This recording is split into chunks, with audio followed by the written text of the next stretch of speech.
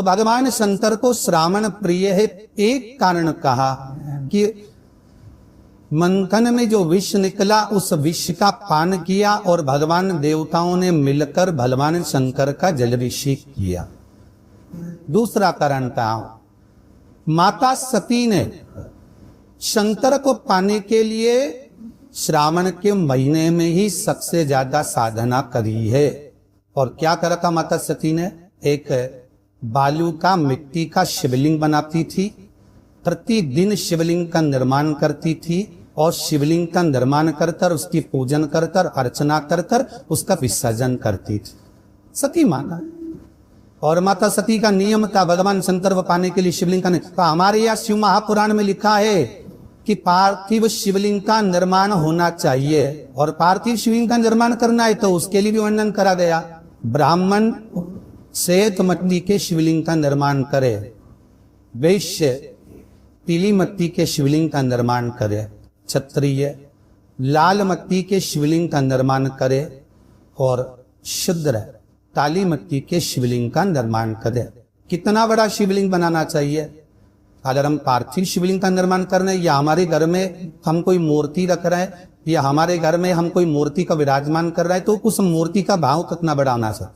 तो कहा जमीन पर अपने हस्त कमल को रखकर अंगूठे को ऊंचा कर कर देख लो, बस इतनी बड़ी मूर्ति घर के अंदर होना चाहिए। चाहे वो लड्डू गोपाल की हो, चाहे वो दुर्गा भवानी की हो, चाहे वो राम जी की हो, शंकर जी की हो, कृष्ण की हो, जिसकी रखना, बस इतनी बड़ी मूर्ति घर के अंदर होना चाहिए। क्यों? इससे बड़ी अगर मूर्ति होती है तो जैसे मंदिर में सेवा होती है उतनी सेवा की उसको जरूरत पड़ती है। और अगर इससे छोटी मूर्ति होती है, जितनी छोटी होगी उतनी सेवा कम करना पड़ती। तो मूर्ति जितनी छोटी होगी उतना सुख प्रदान करे, उतना आनंद देगी। पर श्रावण के महीने में यदि आप रोज शिवलिंग नहीं बना सकते तो पूरे महीने में एक बार शंकर का शिवलिंग का पार्थिव शिवलिंग का निर्माण करना चाहिए। पार्थिव शिवलिंग का जब भी निर्माण करें किसी थाली में या पात्र में जिसमें भी आप निर्माण कर रहे हैं, उस पार्थिव शिवलिंग को बनाने से पहले उसके अंदर पात्र के अंदर एक बेलपत्र रखे। बेलपत्र क्या? हम आपको कथा में कल कहा था, बेलपत्र का वृक्ष माता पार्वती के नयन अश्रु से प्रकट हुआ है और रुद्राक्ष का वृक्ष शंकर भगवान के नयन अश्रु से प्रकट हुआ। तो बेलपत्र रखकर फिर उसके ऊपर शिवलिंग का निर्माण करें। सीधा थाली में शिवलिंग बना देते हैं। माता पार्वती के हस्त कमल पर शिवलिंग का निर्माण है महाराज। तो भगवान शंकर के शिवलिंग का निर्माण करें। यही श्रावण के महीने में माता सती शंकर भगवान के शिवलिंग का निर्माण करती है, पूजन करती है, अर्चना करती है। फिर शाम के समय उस शिवलिंग को मस्तक पर स्पर्श कर कर जलाशय में, कुंड में, जल में, बावरी में, कुएं में, तालाब में उसका विसर्जन कर। दूसरा कारण का सती शंकर को इसी श्रावण में रिझाई थी, इसलिए शंकर को श्रावण अति प्रिय है। ये पहले आती है नवमी, फिर आवेगी एकादशी देवसोनी। तो भंडारिया नवमी का मतलब क्या होता है? भंडारिया नवमी का स्मरण क्या होता है? आदि आपको कहा था 9 जगह पर बेलपत्र जरती है। भंडारिया नवमी का मतलब ही ये कि भगवान विष्णु सोने जाने से पहले नवमी तिथि के दिन 9 बेलपत्र भगवान शंकर को समर्पित कर कर भगवान शिव के मंदिर में बेच कर भगवान शंकर की आराधना कर कर भगवान विष्णु लक्ष्मी जी के साथ अपनी सृष्टि का कार्यभार 4 महीने के लिए शंकर जी को सौंप देते हैं। भंडारिया नवमी के दिन और एकादशी के दिन से देव सोनी एकादशी के दिन जब भगवान सोते हैं उस दिन से भगवान शंकर पूरे कार्यभार को देख रहे हैं। पूरे कार्यभार जब कार्यभार सौंपा गया, भगवान शंकर सृष्टि का संचालन करने लगे, तब ब्रह्मा और विष्णु ने आकर शंकर जी की आराधना यही श्रावण के महीने में करी थी कि आपने पूरा कार्य अच्छे से संभाला, इसलिए शंकर को श्रावण अति प्रिय है। ये तीसरा कारण है शंकर को श्रावण प्रियता का। शंकर को श्रावण प्रिय चौथा कारण वर्णन करा कि ये कारण भगवान शंकर की आराधना माता पार्वती ने बाल्यपन से करी, खूब करी।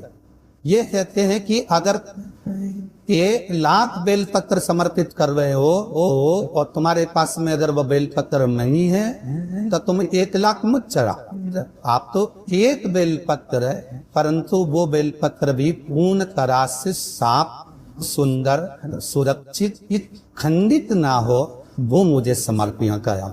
एक चावल का दाना चढ़ाओ पर वो खंडित ना हो, एक फल चढ़ाओ वो खंडित ना हो, एक पुष्प चढ़ाओ वो खंडित ना हो। शिव कहते हैं मेरे हाथों से मेरा पुत्र खंडित हो गया था, उस दिन से मैंने वचन दिया है माता पार्वती को कि खंडित वस्तु स्वीकार नहीं करूंगा। शायद इसीलिए ये चरित्र बताए है कि जिस नारी का गर्भ 2-3 महीना खेलने के बाद में गर्भ गिर जाता हो, 4 महीना खेलने के बाद गर्भ गिर जाता हो, गर्भ बच्चा पूर्ण नहीं होता हो, या बच्चा कहीं शरीर के अंदर डॉक्टर कह रहे सोनोग्राफी ने कि ये विकलांग है, बच्चे के पाँव में या मुख में या शरीर में पानी भरा गया है, ये सुरक्षित नहीं होगा, ये बुद्धि से कमजोर होगा, ये बच्चा ये सब विकलांग होगा। तो उसी समय पर जैसे ही डॉक्टर ने कहा वैसे ही एक श्रीफल, और वो श्रीफल खंडित नहीं होना चाहिए, उस श्रीफल पर जो नारी है गर्भ से है, उस नारी का सिर से लेकर एड़ी तक लक्षा मतलब मोली मतलब नारा जो हाथ में बांधते हो तलेवा, उसको नाप कर श्रीफल पर भगवान शंकर का नाम लेकर उस स्त्री का नाम और बोल पर बोलेकर बांधकर भगवान शंकर के चरणों में ले जाकर रख दीजिए। जब बच्चे की चबाव है भी शिव की बोझाल कीजिए।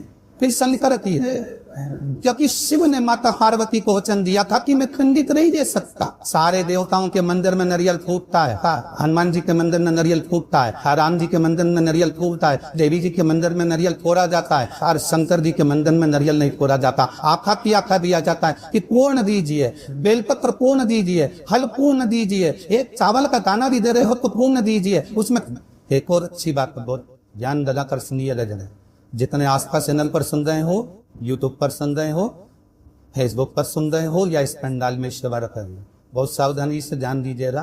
तभी श्रावण महीने में अगर आप शंकर जी के मंदिर में जाएं और शिव मंदिर किसी वृक्ष के नीचे हो, बट वृक्ष के नीचे हो, चाहे पीपल के वृक्ष के नीचे हो, चाहे वो हाउले के वृक्ष के नीचे हो, चाहे वो बेलपत्री के वृक्ष के नीचे हो, चाहे वो शमी के वृक्ष के नीचे हो, चाहे जिस वृक्ष कोई भी वृक्ष के नीचे अगर कोई शिवालय है, शंकर जी का कोई मंदिर या शंकर जी का कोई शिवलिंग रखा हो, तो एक दुर्वा किसी भी श्रावण महीने में तुम जब भी किसी शिवालय में जाए, जिस वृक्ष के नीचे शिवलिंग हो, उस शिवलिंग पर ये शिवलिंग रखा हुआ है, ये जलाधार है, जलाधारी पर जहां शिवलिंग रखा हुआ है वहां कति भाग माता पार्वती जी का हस्तकमल, उसके ऊपर रखा हुआ है शिवलिंग, सामने अशोक सुंदरी और भगवान शंकर के दोनों पुत्र गणेश वासी के ऊपर से जल गिरता है, जया विषहाजा सामदीवारी दौतली देव,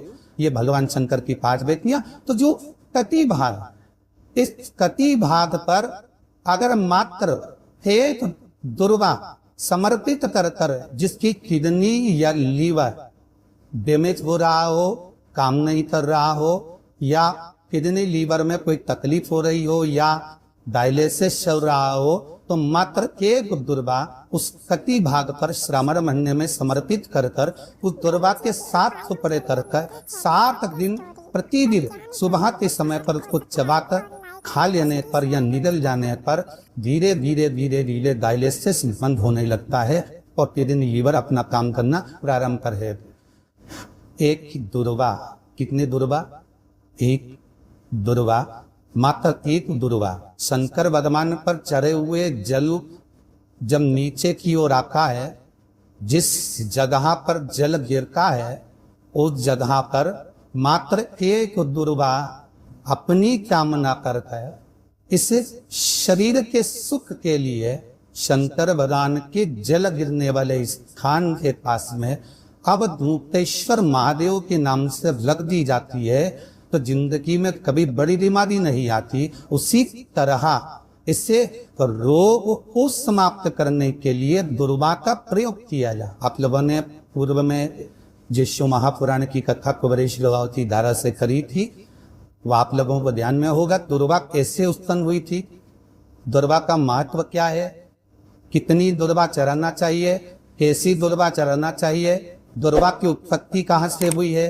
दुर्वा तोड़ने के बाद पानी में डालने के बाद फिर हरी हो जाती है, इसका क्या कारण है? दुर्वा गणेश जी को क्यों चढ़ाई जाती है? शंकर जी को दुर्वा किस स्थान पर चढ़ाई जाती है? ये सारी कथा आपको पूर्व में इसी स्वरेश्वर बाबा की पावन धारा से सुना चुके हैं, जो टीवी पर डली हुई है। कभी आपने नहीं सुनी हो तो यूट्यूब पर से दुर्वा महापुराण की कथा आप निकाल कर उसको श्रवण कर सकते। उसमें वर्णन किया है कि इस दुर्वा का महत्व क्या है। दुर्वा का क्या मात्र के तो दुर्वा शिवलिंग पर चढ़े हुए जल जहां से नीचे की ओर गिरता है, उस जगह पर मात्र अपने शरीर की कामना करते हुए भगवान से रोग मुक्ति के लिए एक दुर्वा अगर समर्पित कर दी जाए तो कोई बड़ी बीमारी जिंदगी में आ ही नहीं सकती, करण भी नहीं पा, मतलब ग्रसित नहीं कर सकता। सावन के महीने की सावन शिव महापुराण की कथा सुन जाए। एक बात पहले से बताना है, जितनी सौभाग्यवती माताएं होती हैं ये संक्रांति पर भी 13 चीजें दान करती है, 14 चीजें दान करती है। बीच में कोई 16 सोमवार का अध्यापन करेंगी तो विश्वास की सामग्री देंगी, उद्यापन करेंगी तो विश्वास की सामग्री देंगी, कोई कार्य करेंगी तो भी सौभाग्य की सामग्री देंगी। सौभाग्य की सामग्री का दान जो किया जाए, सौभाग्य सिंचित वस्तुओं का दान क्यों किया जाए, सौभाग्य की वस्तु में क्यों प्रदान करी जाते हैं, क्यों हुई जाते हैं, उसका कारण क्या है, क्यों देते? महाराज है भारत की भूमि की सौभाग्यवती माताओं का ये मन